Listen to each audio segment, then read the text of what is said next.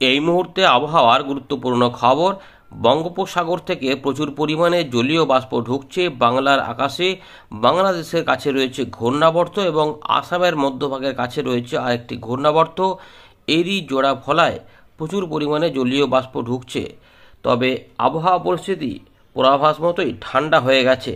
ঝড় বৃষ্টির পরিবেশ খুব জোরালো আকারে প্রতিদিনই দেখা যাচ্ছে না, যেমন যেমন পূর্বাভাস পাওয়া যাচ্ছে, তবে মাঝে মাঝে কোথাও কোথাও বৃষ্টিপাত ঝড় বৃষ্টি নেমে পড়ছে।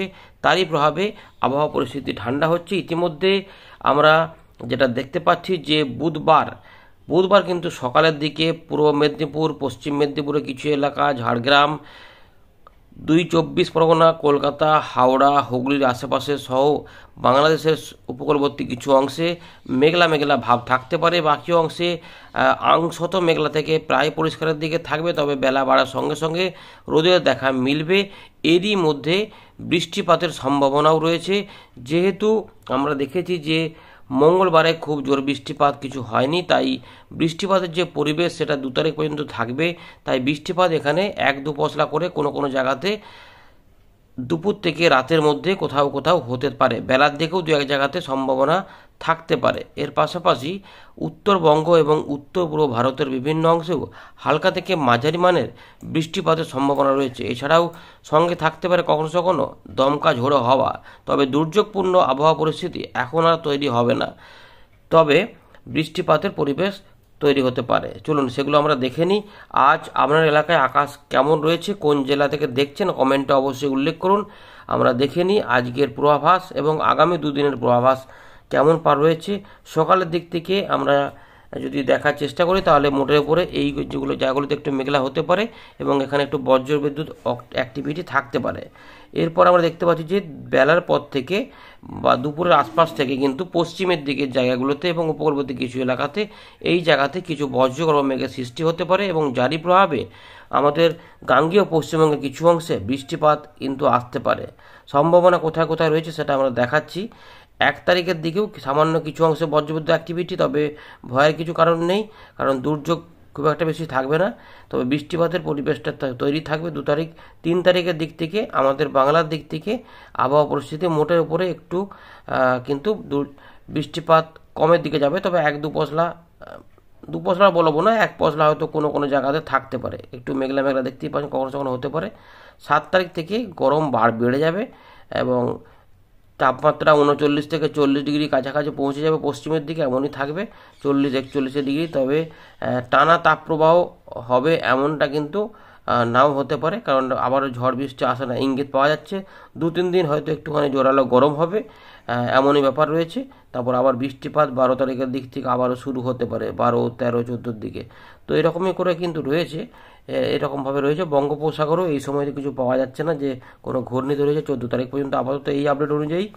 এবারে আমরা যেটা দেখব এখন, যে এই যে বজ্রকর্ম মেঘ আমরা দেখতে পাচ্ছি, মেঘলা আকাশ কোথায় হবে। তো বেলা পর্যন্ত সময়ের মধ্যে সকালের দিকে আমরা দেখতে পাচ্ছি যে কলকাতা, হাওড়া, হুগলি, 2 চব্বিশ পরগনা এবং মেদিনীপুর, ঝাড়গ্রামের দিকে মেঘলা আকাশ থাকতে পারে।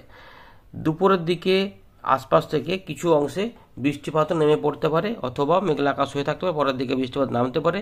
সম্ভাবনা থাকছে পূর্ব পশ্চিম মেদিনীপুর, হুগলি এবং কিছুটা ঝাড়গ্রাম, কলকাতা, হাওড়া এই অংশগুলিতে 24 পরগনা সহ বৃষ্টিপাত কিন্তু কোথাও কোথাও হালকা মাঝারি বিক্ষিপ্তভাবে দেখা যেতে পারে।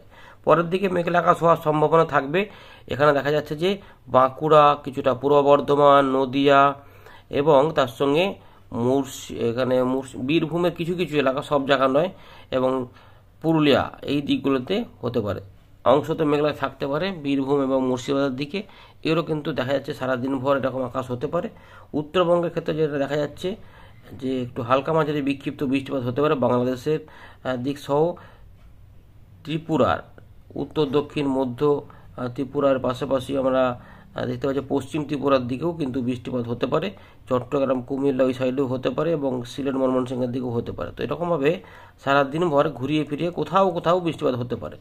1 তারিখের দিকেও বৃষ্টিপাতের সম্ভাবনা থাকবে এবং মেঘলা আকাশ আমরা দেখতে পাচ্ছি যে হতে পারে। মেঘলা আকাশ রয়েছে বাংলাদেশের বিভিন্ন বিভাগ সহ আমরা দেখতে পাচ্ছি যে দক্ষিণবঙ্গের বিভিন্ন জেলাগুলিতে প্রায় প্রত্যেক জেলাতেই মেঘলা আকাশ হতে পারে এবং ঝাড়খণ্ডের কাছে গিয়ে ওটা মিলিয়ে যেতে পারে।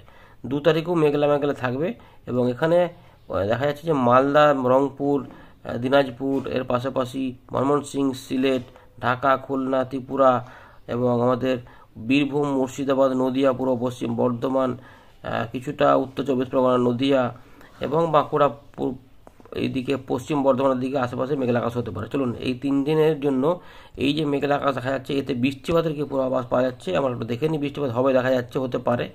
তো সকালের দিক পর্যন্ত উপকূলবর্তী এলাকাগুলিতে বৃষ্টিপাতের সম্ভাবনা রয়েছে, যেখানে আমরা দেখতে পাচ্ছি যে তমলুক, কোলাঘাট, উলবেড়িয়া, এখানে বারুইপুর, বালিচক, খড়দা, বেলদা, এই যে পুরো জয়নগর, এর পাশাপাশি হলদিয়া, কন্টাই, দীঘা এবং নামখানা, সাগরদ্বীপ, ফেজারগঞ্জ, জলেশ্বর, অর্থাৎ এই দিকেও বালেশ্বর, দীঘা, এদিকে বেতনদী, অর্থাৎ উড়িষ্যার দিকেও বৃষ্টিপাত থাকতে পারে, খড়গপুর পর্যন্ত হতে পারে। এছাড়াও পরের দিকে আমরা দেখতে পাচ্ছি আরামবাগ থেকে চন্দননগর, খড়দা, পানিহাটি, এইদিকে পান্ডুয়া, চাকদা, নিউ টাউন, দমদম, হাবড়া, বনগাঁ, শান্তিপুর, রানাঘাটের আশপাশ পর্যন্ত বৃষ্টিপাত এগিয়ে আসতে পারে। মানে এটা হচ্ছে যে ওই বেলা থেকে বিকেল সন্ধ্যের মধ্যে কিন্তু এরকম একটা হওয়ার চান্স থাকছে আপাতত, এবং এটা দেখা যাচ্ছে এই দিকে হয়ে যেতে পারে, ঝাড়গ্রাম, বাঁকুড়া, পুরুলিয়া দিকেও যেতে পারে, এবং তার পাশাপাশি আমরা দেখতে পাচ্ছি দুর্গাপুর, কাটোয়া, কালনা, নদিয়া এই দিক দিয়েও যেতে পারে, এবং রাউরকেল্লা, জামশেদপুর এই দিকেও কিন্তু বৃষ্টিপাত থাকতে একই সময়কালে আমরা দেখতে পাচ্ছি যে এখানে রয়েছে ত্রিপুরার বিভিন্ন এলাকাতে হতে পারে, এবং তার সঙ্গে চট্টগ্রামের দিকেও থাকতে পারে, এবং এই পাশাপাশি আসাম, মেঘালয় বৃষ্টিপাত থাকতে পারে। সবসময় যে সব জায়গাতে বৃষ্টিপাত হবে তেমন নয়, আগে পরে করে কোথাও কোথাও হতে পারে, কোথাও বিক্ষিপ্ত হবে, মূলত চান্স থাকবে, কিন্তু কোথাও কোথাও হালকা মাঝারি হতে পারে। কিছুটা মুর্শিদাবাদ এবং বীরভূম, তার সঙ্গে পুরুলিয়া, পশ্চিম বর্ধমানের দিকে, বাঁকুড়া সহ এই দিকেও কিছু কিছু অংশে বৃষ্টিপাত দেখা যেতে পারে। এই এলাকাগুলিতে মিলিমিটারে 6-7 মিলিমিটার পর্যন্ত ওখানে মাপা যাচ্ছে। আর জামশেদপুরের দিকে করে চাকুলিয়ার দিকে জোরালো বৃষ্টিপাত থাকতে পারে, এটা আমরা বুধবার পর্যন্ত দেখে নিতে পাচ্ছি। তাপমাত্রা যেহেতু অনেকটা নেমে গেছে, সকালের দিকে ঠান্ডা ঠান্ডা ভাব থাকছে, এবং 1 তারিখ পর্যন্ত সময়ের মধ্যেই তাপমাত্রা অনেক নেমে যাওয়ার কথা বলা হয়েছিল, সেরকমভাবে তাপমাত্রা নেমেও গেছে। শুধুমাত্র যেভাবে বৃষ্টিপাত পাওয়ার ব্যাপার ছিল সেই ততটা দক্ষিণবঙ্গে লক্ষ্য করা যায়নি। 2-1 দিন করে বেশ ভালোই হচ্ছিল, কিন্তু একদিন হয়তো একদিন হয় না, এরকম করেই রয়েছে।